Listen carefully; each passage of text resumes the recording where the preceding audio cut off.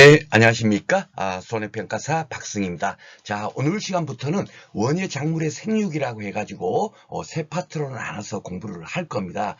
요 내용은, 일반 그 시중에 나와 있는 재배학 책자 보면은, 뭐, 이쪽에도 돼 있고, 저쪽에도 돼 있고, 좀 뭐, 저처럼 이렇게 따로 이렇게 빼가지고 뭡니까 교재가 만들어져 있지 않더라고요. 그런데 이제 저 같은 경우는 우리가 재배 환경을 따로 공부하고 뭡니까 재배 기술에 대해서 따로 공부를 했잖아요. 그죠? 예. 그랬는데 요 부분은 뭐냐면 그 식물이 생장 과정에서 우리 그 재배학적 관점에서 알아야 될 지식이 있지 않습니까? 그걸 따로 이렇게 제가 모아 놓은 거예요. 그것이 시험 문제 나오겠죠. 우리는 재배학을 공부하는 거니까. 그렇죠? 그러다 보니까 요 파트도 매 강마다 한 강마다 한 문제 정도씩은 꼭 출제가 되는 그런 내용으로 강의를 준비했다라는 점 미리 말씀드리고, 오늘 공부할 내용은 상적 발육이 뭔지, 화학 분화가 뭔지, 추락 처리가 뭔지 이 부분을 중점으로 공부를 하도록 하겠습니다. 실질적으로 시험 문제에서는 과거에는 추락 처리 부분이 매년 한 문제 이상씩 출제되고 있다가 이제 실질적으로 중요한 게 뭐냐면 꽃이 피는 거 있지 않습니까? 이게 너무너무 중요한 거거든요. 왜 어떻게 해야 꽃이 피우는가? 꽃이 피어야 열매를 맺으니까. 그죠? 열매를 맺어야 우리가 과일 같으면 과일이 달리고 그럴 거 아닙니까? 그죠? 그래서 너무너무 중요한 부분이에요. 그래서 왜 이게 안 나오지? 이게 중요한데 하면서 제가 교재를 만들 때도 많은 부분을 여기에 이제 뭡니까 집어넣고 특히나 강의할 때도 굉장히 강조를 많이 했어요. 그런데 이제 최근에는 이 드디어 이제 화분화에 대해서 막 계속 꾸준하게 이제 출제가 되고 있습니다. 그리고 요 상적 발육이라는 부분은 뭡니까 우리가 그 작물이 생장하는 과정이 어떻게 되는가 그 정도 그게 시험 문제 나오지는 않지만은 적어도 그 뭡니까 작물이 어떻게 생장하고 있는가 큰 흐름 정도는 딱 뭡니까 우리가 딱 알고 있는 상태에서 재배학을 뭡니까 문제를 풀 수 있기 때문에 그래서 제가 파트에 같이 집어넣어 놨습니다. 한번 살펴보도록 하겠습니다. 먼저요 수정의 분류라는 부분은 2회 때 달랑 한번 딱 나왔어요. 딱 한 번 나왔는데 이것은 2회 때 그러니까 여러분들도 아시죠? 처음엔 농학 이론죠. 그죠? 농학 이론 그 출제위원께서 뭡니까 출제를 하시다 보니까 이런 문제가 나온 거예요. 그래서 그냥 뺄까 하다가 그래도 한 문제가 나와 있는데 기본적인 아주 간단하게만 그냥 살펴보도록 하겠습니다. 수정을 분류하다 보면 자가수정, 타가수정 요 두 가지로 크게 나눌 거예요. 자가수정이라는 건 뭐냐면 암수가 여기 있죠. 한 곳에 있어서 자기 꽃가루 바지로 수정하는 거 그걸 갖고 자가수정이라고 합니다. 그런데 여기 등이 있잖아요. 우리가 작물이 오직 요거만 있겠습니까? 굉장히 많겠죠. 그 모든 것을 다 공부를 할 수가 없는 거예요. 그렇죠? 그러다 보니까 대표적으로 학자님들께서 이런 게 자가수정해요 하고 학자님들께서 이제 책을 보통 이제 그 만드시잖아요. 교재를 편찬하실 때 대체적으로 요 정도만 이렇게 내놓고 있습니다. 그 네이버를 검색해도 그렇고 자가수정되는 거 막 수백 가지를 다 이렇게 나열하지 않아요. 그러다 보니까 기본 요 정도가 있다라고 생각하시면 되고 이것도 다 외우기는 또 어렵죠. 그죠? 그러니까 아주 간단하게 보면 가지가 토마토가 가지가잖아요.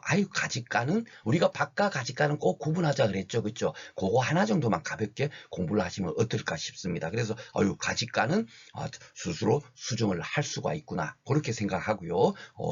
타가 수정이라는 건 뭐냐면 암수중 하나만 한 곳에 있어서 남의 꽃가루 바지를 받아야만 수정하니까 결국 타가 수정, 타식성, 이렇게 되는 겁니다. 그렇죠? 그런데 이제 타가 수정도 또 두 가지 종류로 분류돼요. 어떻게 이제 분류되냐면 하나는 자웅동주라는 거는 암수가 동일 개체가 있는데 결국 암꽃 수컷이 따로따로 이렇게 꽃이 피니까 타가 수정을 하는 거고요. 자웅이주라는 거는 뭐냐면 뭡니까? 나무로 따지면 암나무, 수나무 있죠. 그것이 따로따로 있는 거예요. 은행나무가 대표적인데 은행이 보면 이거는 암나무고 이거는 순나무고 이렇게 자라는 거 있죠. 그런 걸 갖고 자웅이주라고 합니다. 요거는 몇 가지가 되지 않겠죠. 진짜 좀 특이하죠. 그죠? 그래도 한 나무에 암꽃, 수꽃이 같이 피어 있어야 되는데 완전히 따로따로 이렇게 암나무, 순나무로 구분되어 있어요. 그래서 은행이 대표적이고 우리 작물로 따지면 아스파라거스하고 시금치 정도가 자웅이주 작물이다. 요 아스파라거스 시금치는 영양생 작물이라고 앞에서 작물의 분류에서 배웠죠. 그렇죠? 그러니까 그 정도만 딱 기억하시면 요 자웅유지에 대해서 딱 기억이 나실 거고, 그럼 자웅동주 작물이 뭐가 있는가 보면 사과 뭐 또 있고, 과수도 뭐 여러 가지 뭐 복숭아도 있는데 이 복숭아는 없잖아요. 그럼 복숭아는 어딘가 우리가 다 공부를 할 수가 없어요. 그렇죠?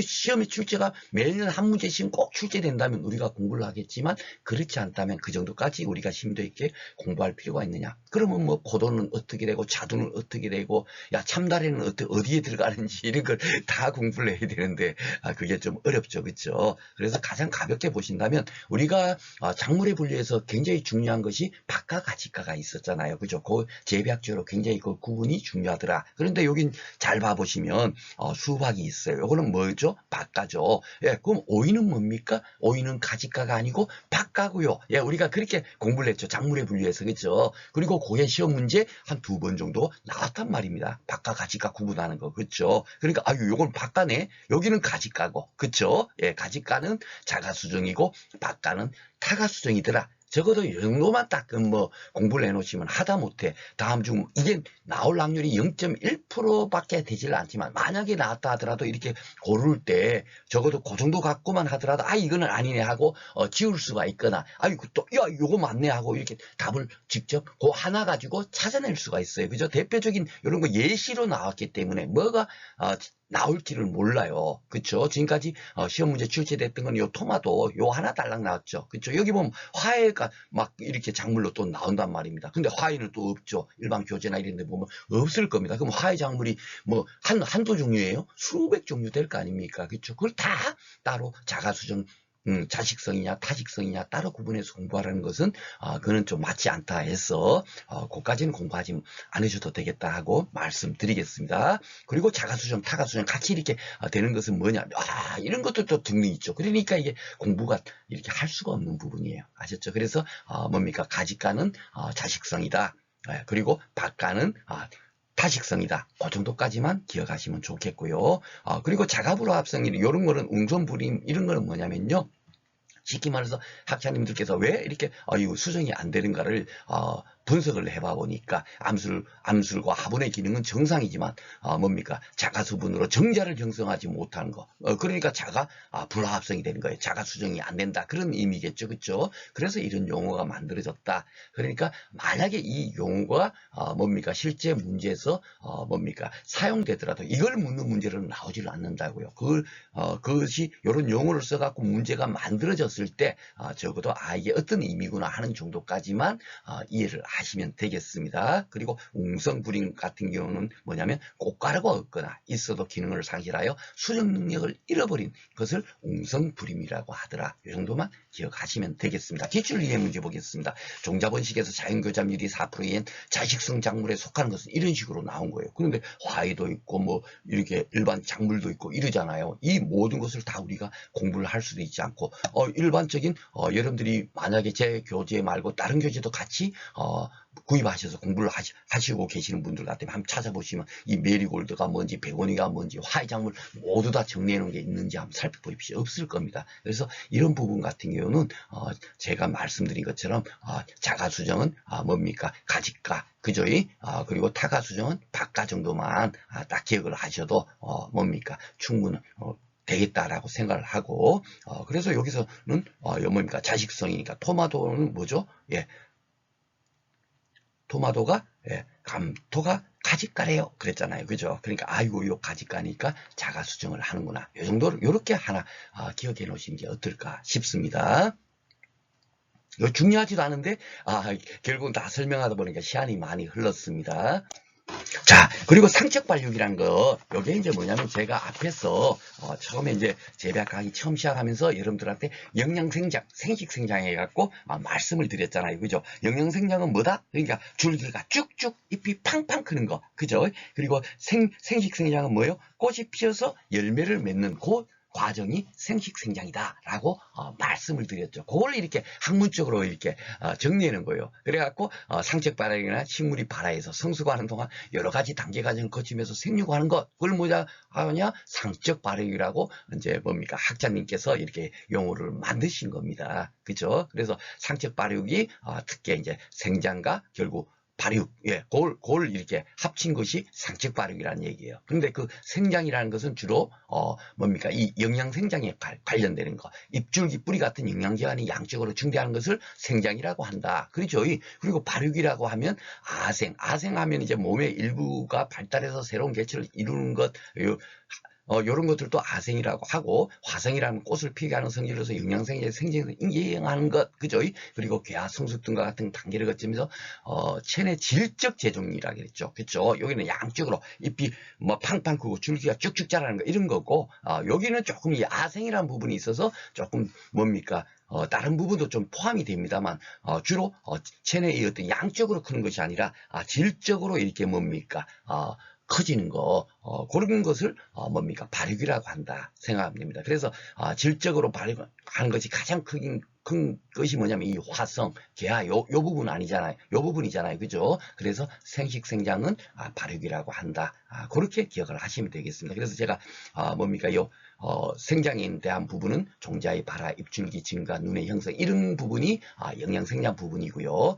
그리고 생식생장 부분은 꽃눈이 형성되고 괴화되고 결실하는 이 과정이 생식생장 과정이다. 요 앞에서 설명드린 건데 다시 이렇게 그래도 슬라이드로 하나 만들어 봤습니다. 요것이 이제 시험 문제 나오는 건 아닌데 이 개념을 알아야만이 우리가 뭡니까? 재배학의 모든 과정을 공부를 할 수 있는 거잖아요. 그죠? 그래서 정리를 해 놓은 겁니다. 자, 그리고 이제 바로 이 부분이에요. 그러면 뭡니까? 꽃, 화, 눈, 아니까. 결국 뭡니까? 화분화라고 하기도 하고, 요런 한자로.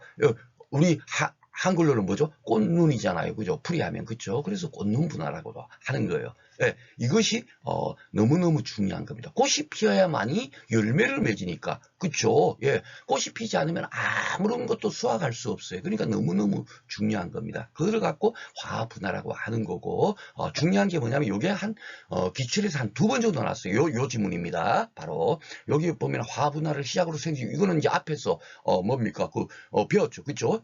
꽃이 피는 그럴 때부터가 이제 생식생장이구나. 예, 이거는 바로 그런 것 때문에 앞 슬라이드에서 정리를 해 놓은 거예요. 그래서 그 개념을 알아야만 이런 것들이 눈에 들어오죠. 그렇죠? 자, 근데 요게 이제 실질적으로 중요합니다. 배추는 종자 때부터 전에 감응하여 화분화를 대체적으로 오늘 시간에 배우겠지만은 우리가 추나처리라는 게 있어요. 그 부분이 추나처리가 대부분 전추나를 의미한다라고 그렇게 이제 각 뭡니까 교재마다 정리가 돼 있고 한데 대부분 이렇게 전에 감응하도록 돼 있거든요. 전에 감응해 갖고 이제 꽃이 피는 거예요. 그런데 상추는 이외로 배추, 상추 비싸잖아요. 그죠? 엽채류잖아요. 그런데 이 상추는 그렇지 않고 저온에 감응하지 않고 고온에 의해서 화분화가 이루어지더라고요. 요것이 굉장히 이렇게 예외적이다 보니까 시험 문제 출제가 2번이 나왔습니다. 요걸 아는지 모르는 것 같고 상추는 고온에 의해서 화분화가 이루어진다. 그래서 제가 요거는 특히나 녹색도 아니고 꼭 기억하세요 하는 의미로 빨갛게 교재에 편집을 했습니다. 자, 그러면 이제 중요한 게 뭐겠어요? 그럼 꽃이 피어야 열매를 맺으니까 재배학적으로 뭐가 중요하겠어요? 그러면 꽃을 피우게 하는 그 조건이 뭔가 너무너무 중요하겠죠. 여러분들이 경작자 하셔도 재배를 하고 계셔도 뭐요? 꽃이 피도록 해야 되는 그 지식만큼은 알고 있어야겠죠. 꽃이 안 피어버리면 안 되잖아요. 그래서 우리가 앞에서 식물 생장 호르몬에서도 꽃이 안 피어. 그럴 때 꽃 피우게 할 때 뭘 처리를 한다고요? 그렇죠. 지베렐린 처리한다. 그죠? 꽃줄기 종자의 생장을 촉진한다. 지베렐린. 그렇게 기억하자고 했지 않습니까? 그러니까 그렇게 연상지어서 공부를 하는 거예요. 꽃이 안 필 때 어떻게. 우리는 항상 재배학적으로 뭡니까? 어떻게 유용하게 활용하는가. 그 지식을 우리가 다 기억하고 있으면 우리가 시험 보는 문제에 대비할 수 있는 거예요. 그렇죠? 예, 바로 그 부분도 한개 기억이 되겠지만은, 실질적으로 이제 학자님들께서, 꽃이 어떻게 하면 피더라 하는 걸 학문적으로 연구를 했겠죠. 그렇죠? 연구를 한 자료가 바로 요거예요. 이게 너무너무 중요합니다. CN율 해갖고, CN율, 요게 제가 요래 돼 있는데, 실질적으로 보면 C가 분자에 있고, 이렇게 돼갖고 분모가 N, 요거예요. 그쵸? 그걸 갖고 요렇게도 표기를 하죠. 그죠? 그러니까 분자가, 높고 분모가 작으면 어떻게 되죠? 예, 율이 높아지겠죠. 그렇죠? 만약에 요 탄소가 100이고 N이 질소죠. 질소가 10이라면 얼마예요? 그렇죠? 예, 10이라는 것이 나오잖아요. 그렇죠? 그런데 만약에 탄소가 10이고 질소가 100이면 어떻게 되죠? 10이 아니고 0.1이 되겠죠. 그렇죠? 예. 그러니까 이 분자가 높아야 단질률이 결국은 높은 겁니다. 그렇죠. 결국은 그래서 이 질소는 뭐죠? 무조건 넣고, 예, 영양생장할 때 조금 필요하지, 실질적으로 과하다면 모든 쪽에서 안 좋더라라고 했는데, 제일 안 좋은 쪽이 어디냐면 꽃을 못 피워요. 질소가 많으면. 그렇죠. 분모가 커버리면 꽃이 안 핀다는 얘기예요. 탄질률이 높아져야 화성, 개야 결실이 잘 된다라고 돼 있으니까. 그렇죠? 예, 그러니까 질소가 가다만 안 좋다. 박승 선생이 계속 떠든 이유가 바로 이거였구나 하는 것을 다시 알 수 있을 겁니다. 그러니까 공부는 다 이렇게 종합적으로 연결해서 공부를 해야 여러분께서 머릿속에 딱 남아있는 거예요. 그러니까 질소 버리면 무조건 많은 거는 무조건 안 좋다. 제가 그렇게 기억하라는 이유 이제 다시 한번 이제 여러분께서 머릿속에 각인이 되실 거예요. 예, 그리고 요 뒤에 거는 뭐냐면 단일 식물은 질소가 풍부해 잔일 효과 화성계가 잘 된다는데 항상 이렇게 예외적인 거 있잖아요. 그렇죠? 제가 공부를 하다 보니까 막 이런 것들도 나오더라고요. 그런데 이것은 시험 문제. 이 지식을 알아가지고 시험 문제 필요하냐 안 필요하냐면 전혀 필요가 없다. 도리어 혼선만 온다는 겁니다. 그래서 공부의 심도가 어디까지 해야 되느냐, 이것도 너무너무 중요한 거예요. 많이 공부했다고 해서 박식하게 공부했다고 해서 시험 점수가 높느냐, 그렇지 않습니다. 도리어 이런 것을 몰라야만이 시험 문제를 풀 수 있어요. 아셨죠? 대부분의 시험 문제, 우리 재배학식 문제는 탄질률이 높아야 꽃이 핀다, 이걸로만 이 지식을 알고 있느냐 모르고 있느냐로 출제가 되고 있어요. 참고하시고, 그리고 과수재배에서 환상박피를 함으로써 환상박피 윗부분의 시연율이 높아지면 꽃눈불화가 촉진된다. 이것은 어디서 배웠죠? 그렇죠. 접목 중에서도 환상박피 하는 거는 뭐죠? 그렇죠. 고치법. 높은 곳에서 발근시키고자 할 때 그 상체를 내가지고 거기다가 환상박피 같은 거 있죠. 상체를 내는 게 환상박피죠. 그죠? 껍데기를 벗겨낸다. 피가 껍데기, 박은 벗겨내다, 뭐 이런 의미잖아요. 그쵸? 예, 거기다가 물이끼나 흙 같은 거를 발라주면은 거기서 뭡니까? 뿌리가 나오는 거예요. 그걸 갖고 고치법이라고 하지 않습니까? 접목에서 썼죠. 그죠? 그러니까, 이 환상박피를 왜 주냐? 결국은 뭐, 작물 재배 좋으니까 하는 겁니다.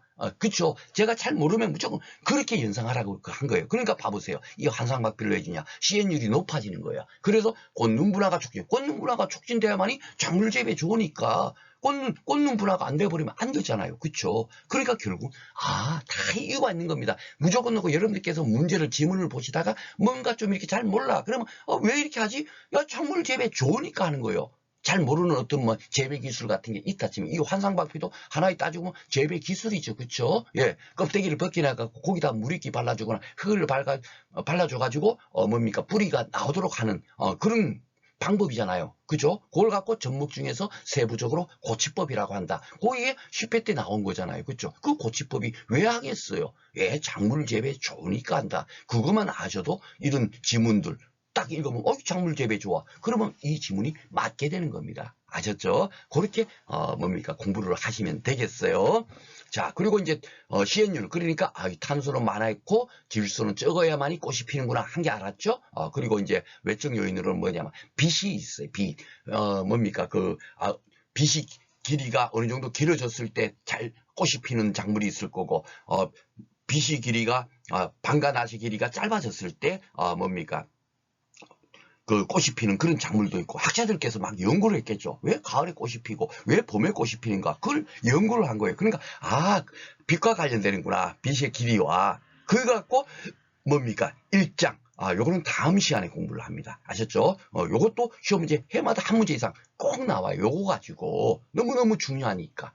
그리고 그걸 갖고 자연적으로 그렇게 되는 걸 갖고 농업적으로 이용하는 게 중요하겠죠. 자연적으로 이거는 봄에 요럴 때 피는구나. 이거는 그 낮의 길이가 짧아졌을 때 피는구나. 갈 곳은 그거 연구하는 거는 아무런 의미가 없는 거예요. 우리는 재배적으로 실질적으로 그것을 이용을 하겠죠. 그 지식을 갖고. 그것이 시험 문제 나오는 거예요. 뭔 얘기인지 알죠? 학문적인 결과는 아무런 의미 없는 거고. 아셨죠? 그리고 요 추나 처리는 오늘 배울 겁니다. 예, 적정한 온도가 필요하더라. 꽃이 피울 때. 그러니까 요 세 가지 조건이 화성 유도의 요인이다. 화성, 꽃, 화, 성, 이룰성이니까 꽃이 피도록 유도하는 요인이 뭐냐? 요 세 가지다. 그러니까 너무너무 중요하잖아요. 그렇죠? 그러니까 꼭 시엔율, 빛, 온도 요거 딱 기억을 해놓으시고 과수재배시 시엔율을 높이기 위한 재배 방법이 뭐가 있냐면 뿌리 전정이라는 게 잘라주다 그런 거잖아요. 뿌리가 막 너무 많으면 그 뭡니까 안 좋으니까 그 몇 가지 그 뿌리도 좀 잘라주고 열매도 뭡니까 열매 숫기라는 게 뭐냐면 대표적으로 저도 이제 사실 그 손해평가사 공부할 때 뭐 저가가 뭔지를 몰랐어요. 왜 저가를 왜 주지? 사과가 많이 달려 있으면 좋을 텐데 왜 뭡니까 6개가 달려 있는데 중심가 1개 남겨놓고 5개를 따지? 그럼 수확량이 줄어들지 않을까? 왜 하지? 막 이랬던 사람이에요. 그런데 그 저가를 해줌으로써 도리어 뭡니까 훨씬 그 뭡니까 사과가 더 크게 잘 자라고 수확량도 더 증대되더라 이거죠. 그래서 저가를 해주는 거예요. 그러니까 결국 저가를 해주는 그 목적은 재배 좋도록 하기 위해서 하는 겁니다. 그렇죠? 안 그러면 왜 하겠어요? 힘들어서 가만 놔두면 사과 많이 달려 있을 텐데 그렇죠? 도리어 그보다도 뭡니까 저가를 해주니까 더 좋더라. 예, 바로 그거예요. 그러니까 이것도 시엔율을 높이기 위한 재배 방법. 재배 좋으니까.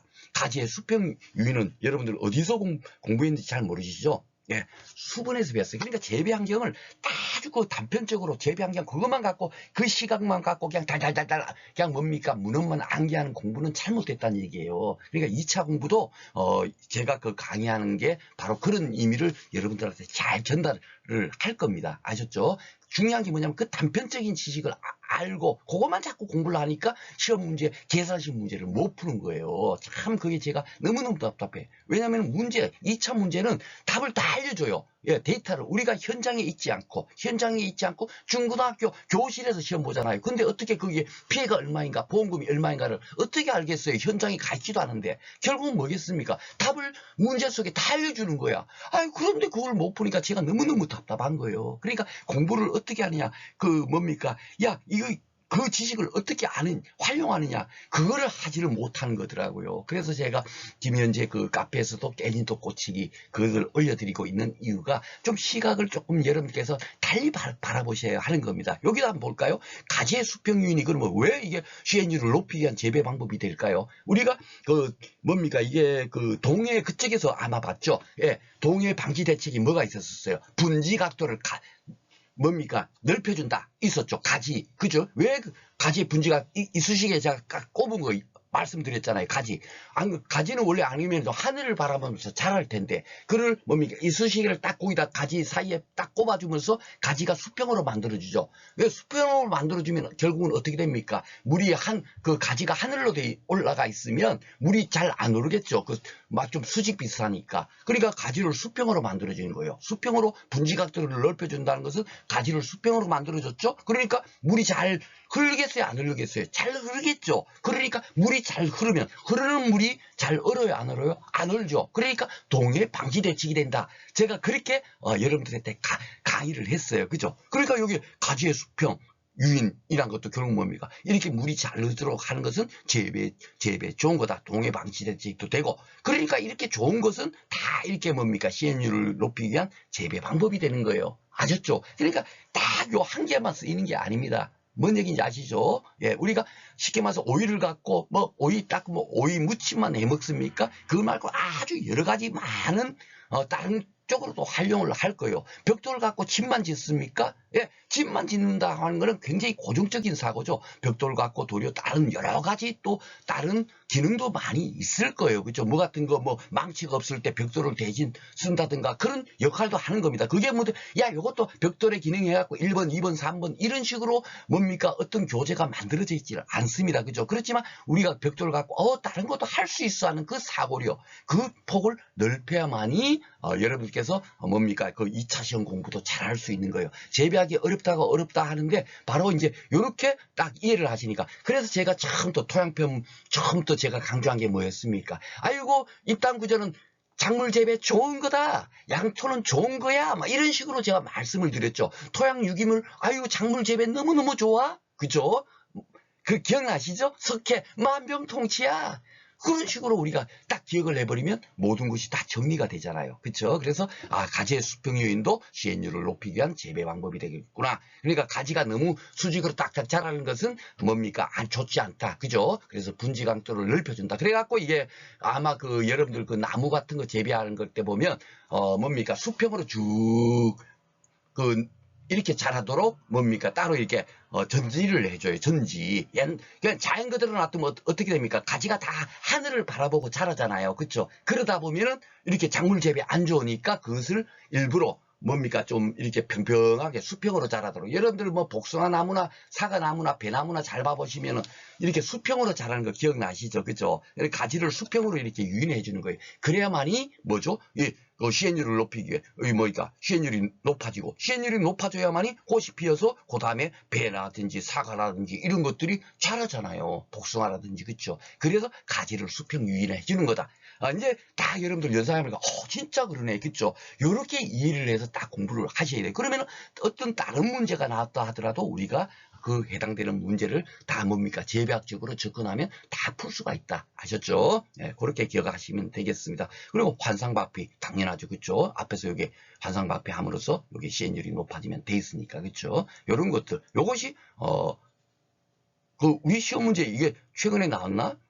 농품사에서는 제가 봤어요. 그래서 하여튼 제가 교재에다 실어넣어 놨습니다. 그래서 이런 부분이 우리 시험 문제 나올 가능성이 있다라고 생각이 들어요. 옛날에는 자꾸 추나처리, 오늘 다음 슬라이드에서 나오는 추나처리에 대해서만 나왔는데 그 추나처리가 너무너무 아주 그냥 한 2, 3분만 공부하면 풀 수 있도록 굉장히 간단한 문제만 나왔습니다. 그런데 실질적으로 진짜 중요한 것은 바로 이 부분이니까. 우리 재배학에서 이것이 중요하겠다 생각이 들고 그러다 보니까 최근에 이제 장미 브라인드 현상에 대해서도 나왔어요. 그런데 이런 것들도 여러분께서 너무 어렵게 생각하시면 안 돼요. 조금 만약에 봤다. 제가 항상 강조하면서 이 지식을 전달하기보다는 이것을 만약에 공부하지 않았을 때 우리가 어떻게 대처해야 되는가 이것을 제가 먼저 강조드리는 이유 뭔 얘기인지 아시죠? 왜 그런지. 왜냐하면 어떤 우리가 문제가 봤을 때 이거 공부하지 않은 데서 나왔어 이거 덜컥 겁먹을 필요 없다는 얘기예요. 충분하게 그래서 그것을 대응하는 것을 제가 지금 여러분들한테 안내드리는 거예요. 이런 강의는 없을 겁니다. 대부분 그냥 지식만 전달하려고 있는 내용 그대로 달달달달 막 떠들고 이러는데 그거 아무 필요가 없어요. 그대로 나오질 않죠. 그렇죠? 만약에 이 문제가 나왔다 하면은 대부분 한자로 돼 있다 그랬잖아요. 근데 이거 보니까 브라인드는 한자가 아닌 거 여러분들 잘 알 겁니다. 그죠? 딱 보니까 이거는 영어예요. 브라인드 그러면 뭡니까? 햇빛 가리는 거, 그걸 갖고 브라인드 그러지 않습니까? 그쵸? 그러니까 햇빛을 가리는 현상, 결국, 그렇게 생각하시면 돼요. 그쵸? 햇빛이 없으면, 빛이 없으면 꽃이 잘 피겠어요? 안 피겠어요? 안 피겠죠. 그래서, 장미 브라인드 현상, 이것이 뭐냐면, 꽃이 피지 않는, 그런 현상을 장미 브라인드 현상이라고 하는 거거든요. 그러니까 잘 모르더라도, 브라인드, 그쵸? 예, 그것만 딱 생각하면, 햇빛 가리개, 현상, 그겁니다. 예, 그걸 떠올리시고 문제를 푸셔도 돼요. 아셨죠? 영어의 한 5% 미만이니까. 그죠? 예, 우리가 앞에서 영어로 나왔던 것이 제 기억에는 식물 호르몬 중에서 옥신유 중에서 뭡니까? 루틴, 해갖고 나온 거 있잖아. 루트, 있지 않습니까? 기억나시죠? 그러니까 뿌리니까, 뿌리 발육을, 발근 이렇게 촉진하고 하는 것을 루틴제를, 그걸 갖고 사용하는구나. 우리가 그렇게 공부를 했죠. 그렇게 영어가 간단하게 몇 가지 이렇게 딱 나옵니다. 그렇죠. 로제트 현상 같은 경우는 건치벽 상태인데, 이제 영어죠. 로제트. 그러니까, 로제트가 아마 발견을 해가지고, 그걸 갖고 로제트 현상이라고 했겠거니 하고 제가 그렇게 이제, 진실인지 거짓인지 몰라도, 그렇게 정도만 기억을 하시면 되겠고, 영어가 그렇게 많이 쓰여지지가 않아요. 그죠? 근데 기본적으로 여러분들께서 이 정도는 다 아시니까, 그래서 요것이 이제 어떻게 되는가 봐보세요. 꽃을 피우는 걸 중요하고, 꽃이 안 피면 결국은 뭡니까? 예, 계속 영양생장만 할 거예요. 그죠? 그래서 제가 조기 추대 말씀드릴 때 꽃이 딱 조기 추대하는 순간에 그다음부터 영양생장을 멈춘다. 그래서 뭡니까? 우리 배추 같은 경우는 배추는 잎을 먹기 위해서 잎을 수확하기 위해서 키우는 건데 꽃이 탁 피는 순간에 배추잎이 더 이상 자라지 않아 버리니까 뭡니까? 재배의 목적을 상실해 버리죠. 그래서 조기 추대되면 안 돼, 나쁜 거다라고 말씀을 드렸지 않습니까? 그렇죠? 예, 바로 그런 원리예요. 그러니까 꽃이 안 피면 결국 영양생장만 계속 하니까 장미는 뭐예요? 꽃을 꽃을 다음에 수확하기 위해서 키우는 건데 꽃이 안 피어버리면 어떻게 됩니까? 아무 의미 없죠. 그렇죠? 근데 그 의미를 살펴보니까 햇빛이 부족하거나, 그렇죠? 이 블라인드가 결국 뭡니까? 햇빛 가리개니까, 예, 쉽게 이렇게 연상이 되지 않습니까? 그렇죠? 그렇게 하시면 돼요. 그러니까 막 맹목적으로 그냥 외우려고 하면은 머릿속에 기억되질 않는 겁니다. 그래서 햇빛이 부족하거나 급격하게 기온이 변화하는 경우, 그러니까 당연하게 재배 환경이 적정하지 않은 경우에 무조건 넣고 이렇게 발생이 된다라고 말씀을 드렸죠. 10회 때는 한 벌마늘에 대해서도 제가 그걸 갖고 뭐 학문적으로 들어가서 이렇게 푸세요 하지 않았죠. 벌마늘이 생기는 이유가 뭐겠습니까? 분명히 좀 잘못됐어요. 마늘이, 그죠? 예, 마늘이 한 줄기로 해갖고 마늘이 자라야 되는데 여러 줄기가 나가갖고 그냥 뭐 벌집처럼 그렇게 생긴 마늘을 벌마늘이라고 하잖아요. 왜 그렇게 생기겠어요? 재배 환경이 좋은데 생길 리가 없지 않습니까? 그러니까 재배 환경이 나쁜 것이 다 그 뭡니까? 원인이다. 그렇게 제가 풀면 된다라고 말씀을 드렸지 않습니까? 그렇죠? 바로 그런 사고력이 필요한 거예요. 우리한테는. 그래서 제가 여러분들한테 공부 방법도 안내드리고 또 문제를 풀 때 어떻게 문제를 접근해야 된다. 그것을 제가 이제 여러분들한테 말씀드리다 보니까 오늘도 좀 시간이 많이 가네요. 지금 좀 빨리 이렇게 진행하도록 하겠습니다. 근데 너무너무 중요하다 보니까 제가 여러분들한테 이런 얘기 드리는 겁니다.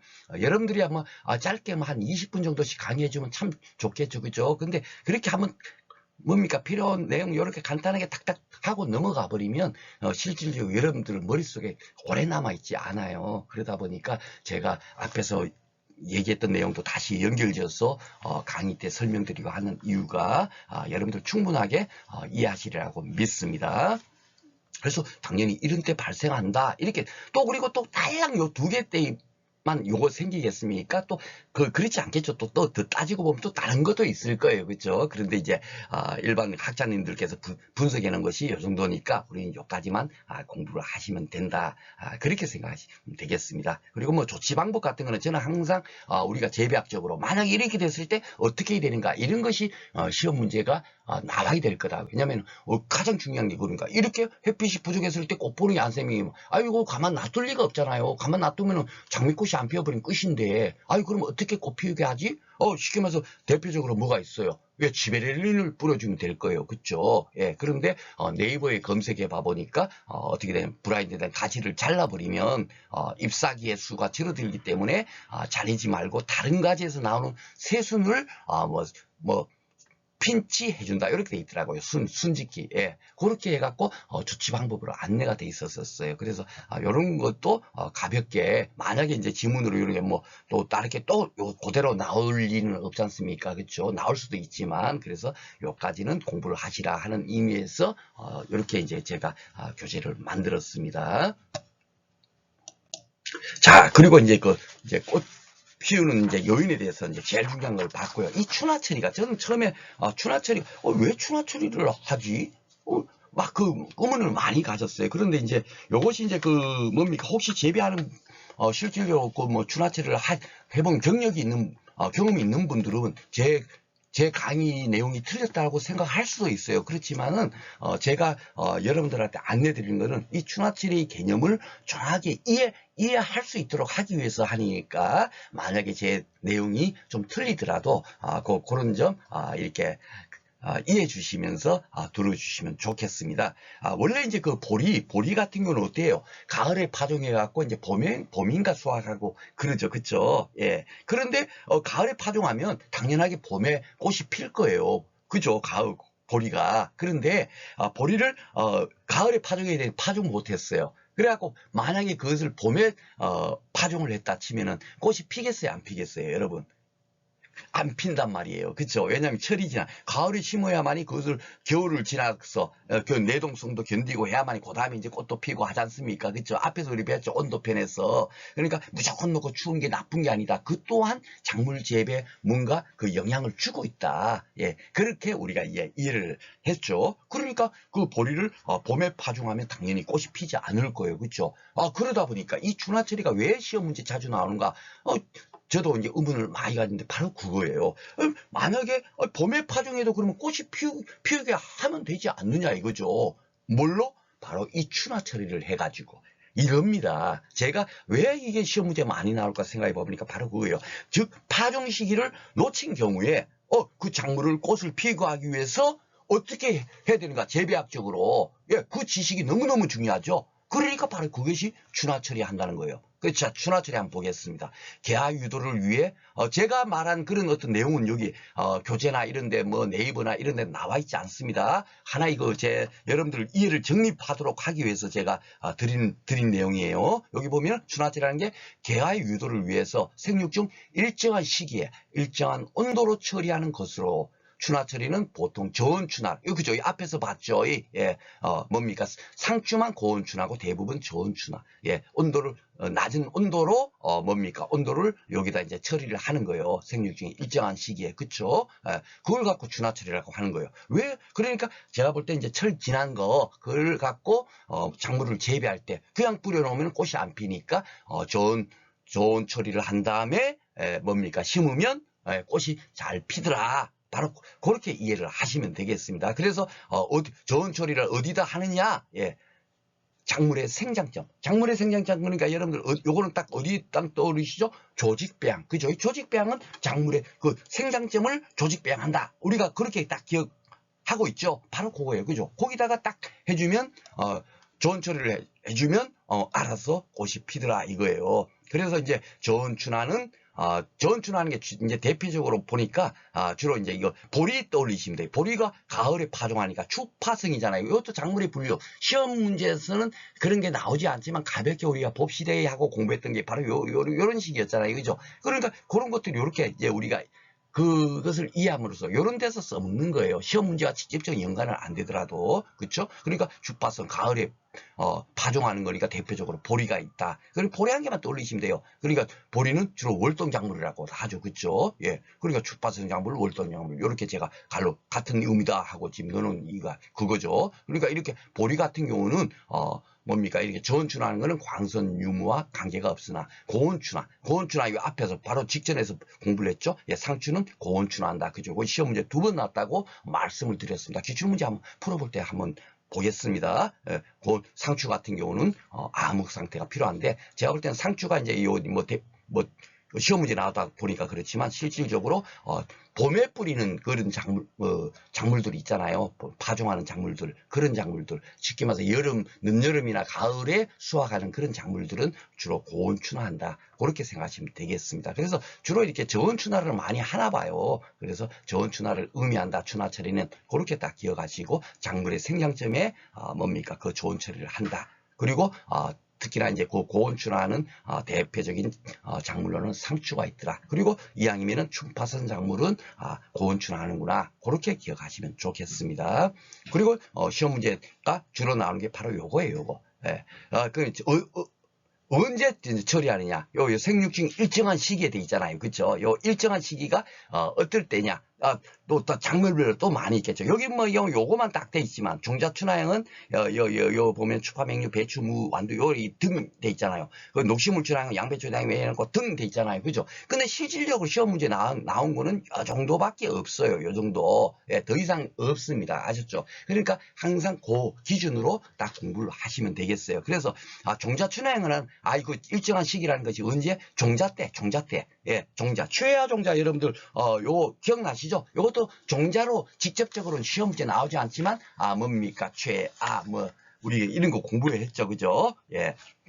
그래서 최하라는 게 뭐였어요? 싹을 틔운 종자를 최하라고 했습니다. 그 종자편에서 간단하게 제가 설명을 드렸어요. 그죠? 그러니까 싹을 틔운 그 종자에다가 저온 처리를 한다. 그걸 갖고 종자추나형이라고 하는 겁니다. 그래서 잘 봐보시면 알지만 주파맹류 벌써 이렇게 가을이 딱 나오잖아요. 그죠? 예. 봄에 파종하는 것이 아니라 보리 가을에 파종하지 않습니까? 그죠? 그러니까 보리를 그냥 떠올리시면 돼요. 그죠? 예. 그런 것이 이제 주파맹류겠죠. 예. 그리고 배추, 무, 완두 요거예요. 근데 요걸 제가 두 문자로 여러분들 워낙에 이거는 시험 문제 금년에도 또 나올 수 있어요. 제가 볼 때는 한 3년에 한 번꼴로 나왔기 때문에 이런 것들은 우리가 쉬려도 우리가 암기를 하면 더 쉽게 문제를 풀 수 있잖아요. 그죠? 딱 재배형은 단답형으로 나오니까. 자, 그래서 가을무 배추 요게 가을이죠. 그죠? 가을 무 배추는 뭐예요? 가을에 무 배추 그 김장철 할 때 배추 무 같이 나오잖아요. 배추 무는 같은 세트라 그랬죠? 예. 그쵸? 예. 그리고 뭐죠? 이 배추, 무 같은 경우는, 뭐죠? 배추과다. 그쵸? 그대로 같이 이렇게 같은 무가, 같은 우리가 작물에 분류해서도 요 같이 집어넣었잖아요. 그러니까, 뭡니까? 가을무, 배추. 이렇게 딱 기억을 하시면 돼요. 요것은 뭐죠? 종자의, 뭡니까? 직접 전출을 해준다라고 생각을 하시면 되고요. 그리고 어떤 경우는 종자에 하지 않고 녹식물 춘화형. 이 원래 잎에 해주는 거거든요. 잎에. 예, 근데 이걸 녹식물 춘화형이라고 되어 있으니까 우리는 그대로 녹채게 여기에 녹채게 처리하는 작물이라고 되어 있잖아요. 그렇죠? 예, 이 녹채기가 잎인 것 같은데 뭡니까? 교재나 이런 데 보면은 다들 녹채기 하니까 그냥 그대로 녹채기를 사용을 했습니다. 종자가 아니라 녹채기에다가 이 저온 처리를 하는 거예요. 예, 그 대표적인 품목이 양배추, 당근, 양파, 파, 브로콜리 이런 것이 있더란 얘기죠. 그런데 여기 잘 봐보시면 여기는 배추인데 여기는 양배추가 있잖아요. 요거 때문에 굉장히 혼선이 올 수가 있어요. 그래서 제가 두 문자로 외우자. 예, 갈무 배추 하면 이걸 쉽게 말해서 배추는 뭐죠? 종자춘화형인데 양배추는 어떻게 그러면 기억하면 좋겠는가 해서 요 양배추 있죠? 예, 파가 있죠? 예, 그 다음에 양파가 있잖아요. 그러니까 양파, 당근 할 때 당. 그리고 브로콜리 할 때 부 하면 양파, 당부합니다. 이렇게 기억하면 딱 좋겠어요. 그죠? 예. 그래서 양파, 당부합니다. 가을무 배추. 이렇게 해서 두 가지로 처리 시기, 종자에 하느냐, 녹채기에 하느냐, 꼭 기억하시기 바라겠습니다. 그리고 나머지 뭐 이런 것들도 나왔었는데 가볍게만 아셔도 돼요. 이추나와 제추나 이제 의미를 물었던 문제가 한번 나왔어요. 근데 이는 뭐예요? 이별하다 할 때 이자잖아요. 떨어지다, 이별하다. 그쵸? 그러니까 추나가 이탈하다 이니까 결국 뭐죠? 저온 추나를 해야 되는데 25도에 35도에 고온에 처하게 되면 당연하게 추나가 되겠어요? 안 되겠어요? 여러분? 안 되죠? 그 추나 처리 효과가 상실되는 현상을 뭐라고 하느냐? 그러면 이추나라고 한다. 이거예요. 이렇게 문제가 나온 적도 있습니다. 워낙에 추나 처리가 많이 나오다 보니까 기출문제 풀어보면 굉장히 빨리 풀 겁니다. 자, 그리고 재춘화라고 하는 거면요. 쟤는 다시 재자니까 다시 춘화한다 하는 거죠. 그러니까 이렇게 이춘화된 거, 춘화 효과가 상실된 것을 다시 또 저온 처리를 하면 또 다시 춘화가 되나 봐요. 그런 이치만 이제 알면 되는 거죠. 이춘화됐던 것이 그 다음에 다시 저온 처리하면 춘화가 되나 안 되나? 그럼 잘 모를 거 아닙니까? 해봐보니까 다시 되더라는 얘기죠. 그걸 갖고 재춘화라고 한다. 그렇게 기억하시면 되겠고, 요 자재현상은 어떤 의미냐면, 요거는 용어는 굉장히 중요한 것 같아서 제가 따로 뺐어요. 요거는 뭐냐면 우리가 춘화 처리하는 과정이 뭐냐면 꽃이 피게 하도록 하기 위해서 춘화 처리를 하잖아요. 그렇죠? 그런데 앞에서처럼 뭡니까? 영양생략만 계속하고 꽃이 피지 않으면은 어떻게 되죠? 예, 꽃이 안 피면 계속 잎만 팡팡, 줄기만 쭉쭉, 그것만 자라는 거예요. 이렇게 영양생략만 계속하면 결국 어떻게 됩니까? 막 잎이 무성하게 되고 막 그냥 그렇게만 되죠. 그쵸? 예. 그런 경우를 뭐라고 하느냐 하면은 바로 좌지 현상이라고 한다. 이런 거는 재배학적으로 굉장히 중요한 용어니까 기억을 해주시면 좋겠습니다. 그래서 단일 식물이 장인하는 길 때 발생한다. 이거는 시기만 단일 식물은 뭡니까? 낮의 길이가 짧아졌을 때 꽃이 피거든요. 근데 장일이라는 것은 낮의 길이가 길 때, 그럴 때는 꽃이 피겠어요? 안 피겠어요? 안 피죠. 그쵸? 예. 그럴 때 발생한다. 요거는 1장에 가서 상세하게 공부하도록 하겠습니다. 시간이 좀 많이 지금 지나고 있습니다. 이상하게 오늘 제가 좀 많이 삼촌포로 빠졌나 봐요. 그 기출문제 한번 풀어보도록 하겠습니다.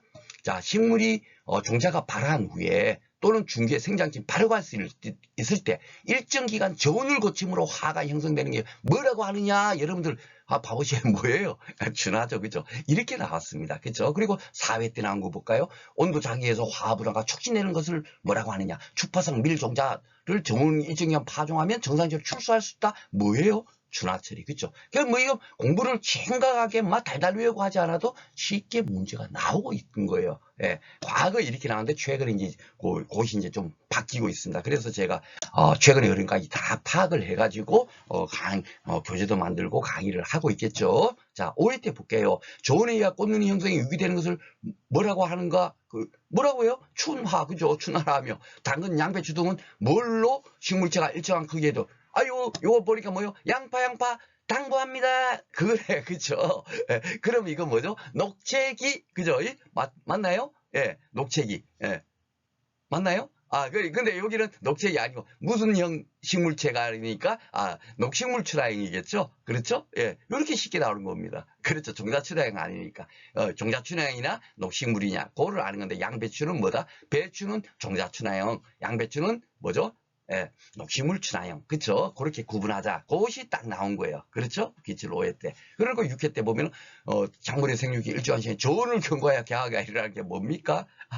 경화는 아니죠. 환경에 적응하도록 하는 거, 그쵸? 예, 수나 뭐지도 알 필요도 없고, 예, 준하죠, 그쵸? 이렇게 나오는 거예요. 이건 비슷하게 만들어서 용어를 내다 보니까 분화 이렇게 있는 거지, 그죠? 예, 이렇게 쉽게 나왔죠. 그러니까 그렇게 어렵게 나온 게 하나도 없어요. 무슨 쉽게 말해서 자식성 작물이 뭐고 타식성 작물이 뭐고 그걸 막 한 번 나왔다고 그걸 또 막 외치고 그걸 공부하면 배아가 어떤지 배유가 어떤지 염색체 수가 또 어떻게 돼갖고 어떻게 또 뭡니까 체세포가 분열하는지 이런 공부를 다 해야만 되거든요. 그러니까 그런 공부 아무리 해봐봐요. 실제 시험은 그렇게 나오질 않잖아요. 그쵸? 예. 그래서 지금까지 나온 거 보면 춘하철이는 공부할 것도 사실은 그냥 한 5분만 공부하고 강의하고 지나가도 될 정도예요. 기출문제로 따지면. 그런데 제가 여러 가지 많이 설명한 이유가 그 전에 우리가 공부했던 거 이런 것과 연관 지어 보니까 진짜 딱딱 아기가 수학 공식처럼 맞아떨어지고 그리고 공부를 할 때 그냥 단편적인 지식만 공부할 게 아니라 뭡니까? 진짜 재배학적인 관점에서 딱 이렇게 이해를 하니까 훨씬 많은 부분이 뭡니까? 지식이 진짜 우리가 하나 더하기 하나 알면 둘을 아는데 하나 더하기 3을 알게 되면 4가 아니고 16이 될 정도로 그렇게 지식을 활용할 수 있는 폭이 넓어지더라. 그쵸? 예, 그런 것들을 제가 여러분들한테 말씀드리려고 하다 보니까 조금 길었던 것 같습니다. 자, 그리고 예상 문제 한번 보도록 하겠습니다. 장미의 브라인드 현상에 관한 내용이다. 갈로에 들어갈 내용으로 옳은 것을 냈습니다. 뭐일 때 발생한다. 어떤 시행률일 때 발생하죠? 예, 결국은 브라인드 현상이라는 게 좋은 거겠어, 나쁜 거겠어. 이 브라인드 잘 모르면 아이고 햇빛 가리개 그죠? 그거잖아요. 그렇죠? 예, 결국은 뭡니까? 이것이 쉽게 말해서 영양생략만 계속되고 꽃이 피지 않는 현상을 브라인드 현상이라고 하는데 결국은 이것은 햇빛 가리개니까 나쁜 거잖아요. 그렇죠? 그러니까 나쁜 거다. 나쁠 때 발생한다. 이렇게 하는데요. 그러니까 높은 시행률일 때 발생하겠어요? 낮은 시행률일 때 발생하겠어요? 탄질률이 높으면 꽃이 잘 피잖아요. 그러니까 나쁜 거는 뭡니까? 낮은 그게 되겠죠. 그렇죠? 그러니까 벌써 이렇게 연결 지어도 풀어도 되겠습니다. 그러니까 1번 아니면 4번이 되겠네요. 암술 수술의 형성기가 야간 온도가 뭘 때 발생한다. 바로 요 문제가 나왔는데, 요것은 야간 온도가 쉽게 말해서 평소보다 낮을 때 발생한다. 그쵸? 왜냐면 꽃이 피게 하는 조건도 온도가 높으면 높을수록 꽃도 잘 피겠죠. 한번 상식적으로 생각해 봐보세요. 그쵸? 자연의 이치가 그렇지 않습니까? 영하 10도일 때 꽃이 잘 피겠어요? 영상 20도일 때 꽃이 잘 피겠어요? 여러분들한테 물어보면, 영상 20도지. 당연하게 여러분들 그러잖아요. 그러면 당연하게 온도가 높을 때 잘 피기냐 낮을 때 잘 피겠어요. 예, 높을 때 잘 피겠죠. 그러니까 이게 지금 꽃이 잘 안 피고 있는 나쁜 거니까 요거는 그죠? 꽃이 잘 안 피고 있다 이건 몰라도 돼요. 하여튼 나쁜 현상 요것만 떠올리더라도 낮을 때 발생한다. 이렇게 떠올리시면 될 겁니다. 그렇죠? 그래서 답은 1번이 되겠습니다. 제가 그래서 따로 교재에다 다 뭡니까 요약을 해놨고 요게 이제 농품사에서 2번 정도 나왔어요. 그래서 제가 요거는 꽃 피는 것과 관련되니까 여기다 집어넣자 해가지고 오늘 지금 강의를 하고 있는 겁니다. 자, 과수 재배 시 시행률을 높이기 위한 방법을 모두 고른 것은 해갖고 요거 제가 많이 설명드렸죠. 그죠? 이것도 농품사에서 나온 문제를 제가 조금 수정해갖고 만들었어요. 뿌리 전정, 열매 속기, 가지의 수평률, 환상박피 다 모든 것이 다 뭐요? 다 좋은 거잖아요. 작물 재배. 그죠? 좋도록 하는 거죠. 예, 시행률을 높이기 위한 거. 시행률이 높아지면 꽃이 피고 좋은 거 작물 재배 좋은 거니까. 그렇게 해서 여러분께서 푸시면 되는 거예요. 야, 시행률을 높이기 위해 또 요거만 있겠습니까? 또 많겠죠. 등등등 기타 등등이 있을 거예요. 그죠? 그래서 작물 재배 이 문학은 완전히 그냥 한계는 완전 다음 중 사람이 먹을 수 없는 것은 일주일 동안 굶을 쓸 때 먹을 수 없는 것은 이렇게 질문을 내놓고 1번 뭡니까 밥, 2번 오이, 3번 감자, 4번은 뭐라고 하면 독버섯 이런 식으로 문제가 나와요. 그러면 사실 일주일 동안 굶을 쓸 때 가장 정답은 밥이겠지만 오이나 감자를 먹어도 그것은 틀린 답이 아니죠. 그런데 독버섯을 먹으면 어떻게 돼요? 죽잖아요. 그렇기 때문에 답은 뭐죠? 독버섯인 거예요. 그래서 꼭 이런 것이 나올 때 보면 한 개는 무조건 작물재배 좋은 거냐 나쁜 거냐 우리가 그 기준으로 뭡니까 풀어버리면 됩니다. 아셨죠? 그러니까 다 작물재배 좋은 거니까 쉬행률을 높인 거는 작물재배 좋은 거고 그러니까 답은 요것이 되겠습니다. 그렇게 푸시라는 거예요. 요것도 하나의 그 제가 문제풀이 방법까지 또 안내를 드립니다. 그래서 너무 단편적으로 공부를 하시는 게 아니다. 인문학은. 그죠? 왜냐하면 이거 말고도 다른 게 또 있을 수 있잖아요. 그렇죠? 그러면 그까지 다 공부하느냐? 아니란 말이에요. 그렇죠? 그렇게 공부를 하지 않고도 풀 수가 있다. 작물 재배 좋은 거냐 나쁜 거냐 그것만 우리가 판정만 할 수만 있다면 그렇죠? 그래서 그 판단하기 위해서 우리가 재배학의 기초에 대해서 튼튼하게 공부를 하고 있는 겁니다. 자, 예상 문제 춘화에 관한 내용이다. 갈로에 들어갈 내용으로 옳은 것은 했습니다. 조금 빨리 하겠습니다. 시간이 너무 많이 갔네요. 갈로는 배의 생장이 기능이 발휘되면서부터 조언에 감응한다. 그러면 이거는 뭐죠? 예, 종자. 그죠? 예, 종자 안에 이제 배와 배유가 있고 뭐 그런 식으로 되는데 여러분들이 읽어보시면 알겠죠? 나는 식물체가 일정 크기에 도달하면서 이거는 바로 뭐야? 그 녹책이 하는 거니까 녹식물 춘향이 되겠고 분열하고 있는 세포는 춘화처리 자극에 어떻게 되죠? 감응을 하겠죠. 감응하지 않는데 말도 안 되죠. 그렇죠? 그래서 그렇게 푸시면 됩니다. 이렇게 뭡니까? 문제 유형이 나오더라도 쉽게 접근할 수 있겠습니다. 자, 화훼작물의 조언 춘화에 관한 이제 화훼작물로 문제를 한번 내봤습니다. 옳지 않은 것은 했습니다. 조언에 의해서 하화분화와 개화가 촉진되는 현상은 촉진되는 현상이다. 맞고요. 조언에 의해서 그죠? 조언 춘화니까 종자 춘향은 일정 기간 동안 생육한 후부터 조언에 감화합니까? 아니죠.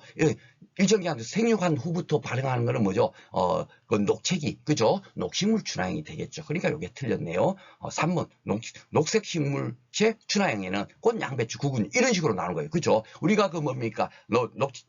녹식물 춘화형에는 양파 당부합니다. 그것만 딱 외웠잖아요. 그런데 이렇게 구근류, 이런 꽃, 양배추 이런 식으로 나오면 구근류가 있었나 없었나 이렇게 막 혼선이 올 거란 말입니다. 그러니까 그 가장 정답만 우리가 맞추면 되는 거거든요. 문제는 어떤 유형으로 나올 수가 있어요. 그렇죠? 그래서 요것도 보니까 맞네. 그렇게 판단을 하시면 되겠죠. 확실하게 틀린 거는 2번이 틀렸습니까? 탈춘화라는 것은 우리가 이춘화라고 배웠죠. 그렇죠? 이춘화 떨어지다. 그걸 갖고 이렇게 또 탈춘화라고 할 수 있어요. 탈춘화는 안 배웠는데 그렇게 여러분께서 막 그걸 갖고 혼선 내시면 안 돼요. 제 강의 들었던 분들은 탈춘화 이거 이춘화네 웃으면서 그렇게 해석을 해서 풀면 됩니다. 그죠? 어떤 학자님들이 이렇게 또 쓰는 분이 계시니까. 그래서 제가 일부러 그것도 예상을 해갖고 여러분께서 문제 풀이를 할 때 이렇게 나오더라도 그 같은 거다 그렇게 생각하면서 푸시라고 이런 문제를 만든 거예요. 탈춘화는 춘화처리 자극과 고온으로 인해서 소멸되는 맞죠? 그렇죠? 예, 좋은 처리해야 되는데 고온으로 되니까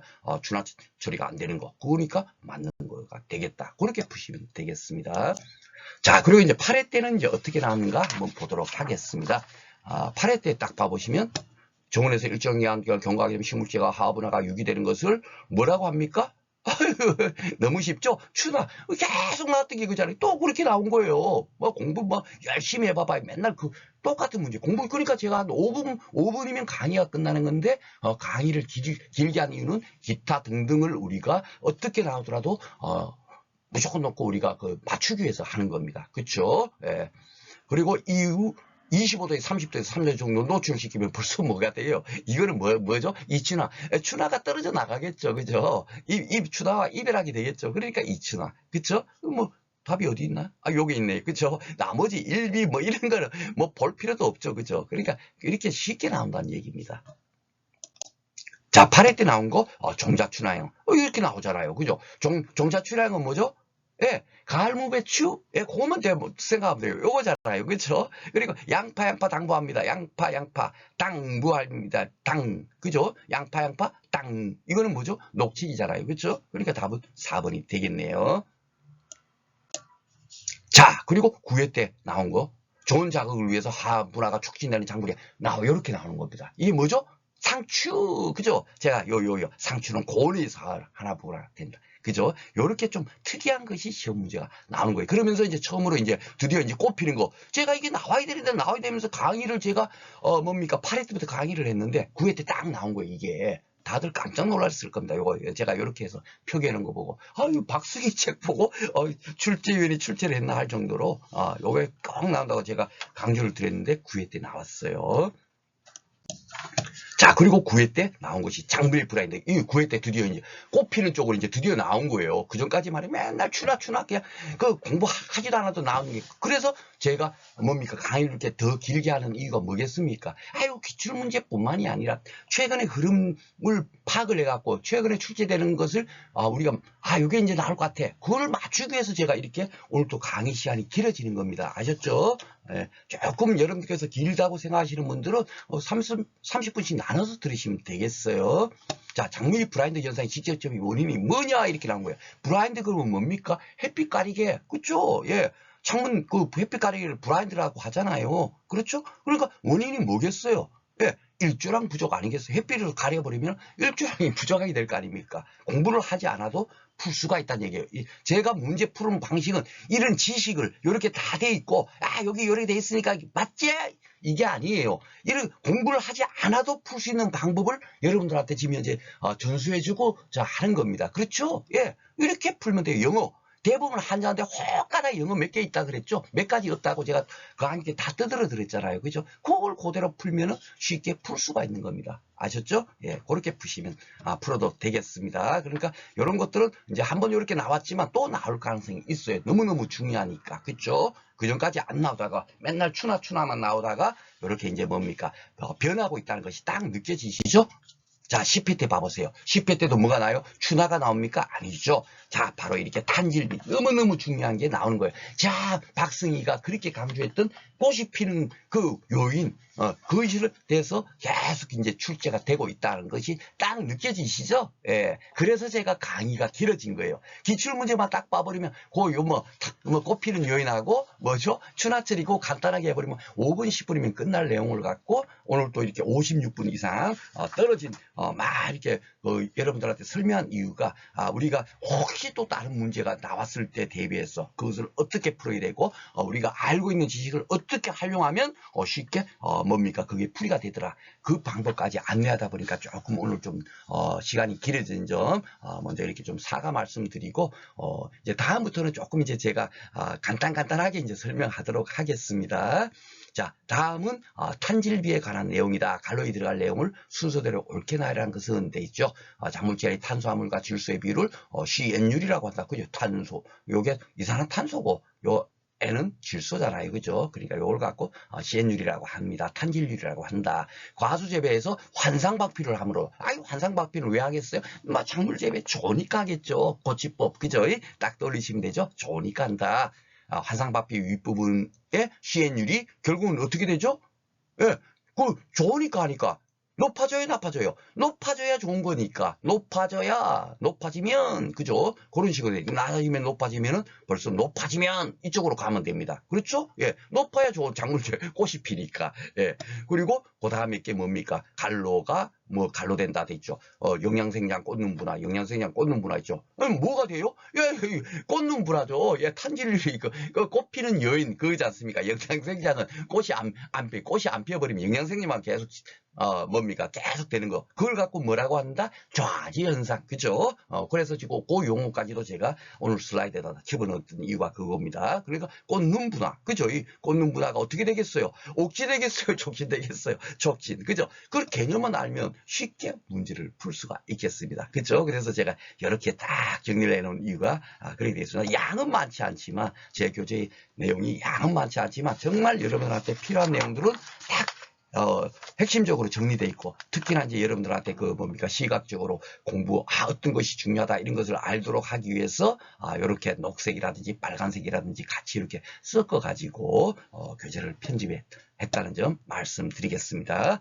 자, 다음 시간에는 이제 원예작물의 생물 해가지고 오늘 꽃이 피는 요인에서 하나가 또 뭐가 있었냐면 일장 조건이 있었습니다. 그렇죠? 바로 그것이 해마다 많게는 어떤 데는 세 문제도 나왔어요. 그렇지만 최근에 이제 한 문제 이상씩은 반드시 나옵니다. 결국 중요한 게 뭐냐? 우리가 이걸로 끝날 것이 아니라 농업적으로 어떻게 이용되는가? 이것으로 이제 시험 문제가 출제되어 있는데 옛날에는 이걸로 나왔어요. 이걸로. 근데 제가 항상 강조하듯이 우리가 재배학을 공부하는 목적이 뭡니까? 뭡니까? 학문적인 지식을 토대로 어떻게 농업적으로 이용하는가? 그것을 우리가 아는 것이 중요한 거잖아요. 그렇죠? 그래서 이쪽까지 같이 공부해 보도록 하겠습니다. 자, 오늘도 공부하시느라고 수고 많으셨습니다.